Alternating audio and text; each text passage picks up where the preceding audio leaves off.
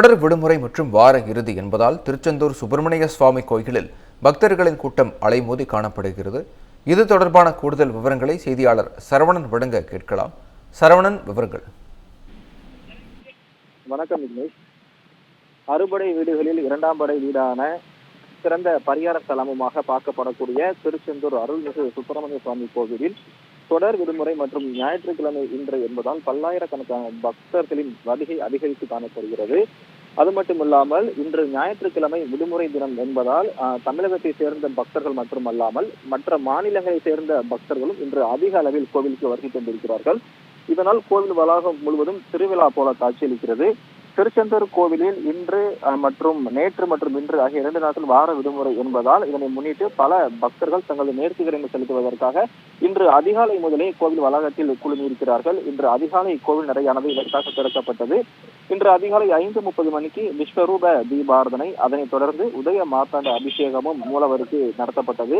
அதனைத் தொடர்ந்து மூலவர் சுப்பிரமணியருக்கு பல்வேறு சிறப்பு பூஜைகள் மற்றும் வழிபாடுகள் நடைபெற்று வருகிறது. சுதந்திர தின தொடர் விடுமுறை மற்றும் ஞாயிற்றுக்கிழமை இணைந்திருப்பதால் தமிழகத்தின் பல்வேறு மாவட்டங்களில் இருந்தும் கூட பல பொதுமக்கள் மற்றும் பக்தர்கள் தங்களது வேண்டுதல் மற்றும் நேர்த்திக்கடனை தீர்ப்பதற்காக இன்று திருச்செந்தூருக்கு வருகை தந்திருக்கிறார்கள். இதனால் இன்று அதிகாலை முதலே நாளிக்கிணறு புனித தீர்த்தத்தில் நீராடிவிட்டு நீண்ட வரிசையில் காத்திருக்கிறார்கள். 100 ரூபாய் தரிசனம் மற்றும் பொது தரிசனம் என இரண்டிலுமே பக்தர்களின் கூட்டமானது அதிகரித்து காணப்படுகிறது. சுமார் 7 மணி நேரம் வரை நீண்ட வரிசையில் காத்திருந்து சாமி தரிசனம் செய்யக்கூடிய நிலையானது ஏற்பட்டிருக்கிறது.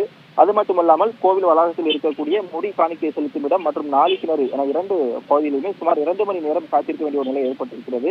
பொது தரிசன வரிசையில் காத்திருக்கக்கூடிய பக்தர்கள் ஒரே இடத்தில் பல மணி நேரம் நிற்க நேரிட்டதால் அடிப்படை வசதிகள் இன்றி தவிப்பதாக பக்தர்கள் கவலை தெரிவிச்சிருக்கிறாங்க. எனவே பக்தர்கள் விரைவாகவும் எளிதாகவும் சாமி தரிசனம் செய்வதற்கு கோவில் நிர்வாகம் நடவடிக்கை எடுக்க வேண்டும் என்று முக்கியமான கோரிக்கை வைக்கப்பட்டிருக்கிறது.